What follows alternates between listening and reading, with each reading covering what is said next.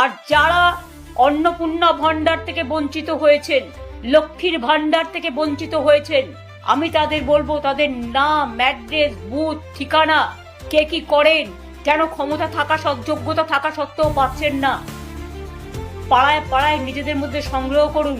আমরা আগামী দিন নিশ্চয়ই কোনো সিস্টেম করব, সেই সিস্টেমের মধ্যে দিয়ে আমরা এগুলোকে জোগাড় করব এবং আপনাদের সাথে পুরোপুরিভাবে আমি আছি, ছিলাম এবং থাকবো। কেন দেখছেন না, কেন মেয়েরা অন্নপূর্ণা ভান্ডার পাচ্ছে না, লক্ষ্মীর ভান্ডার পাচ্ছে না?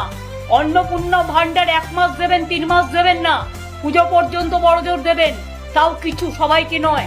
দেখে দেখে দিচ্ছেন, চেকে চেকে দিচ্ছেন, বর্ণ দেখে দিচ্ছেন, ধর্মও দেখছেন না। আপনারা হিন্দু ধর্ম ভালোবাসেন না, আপনাদের হচ্ছে হিন্দুত্ব।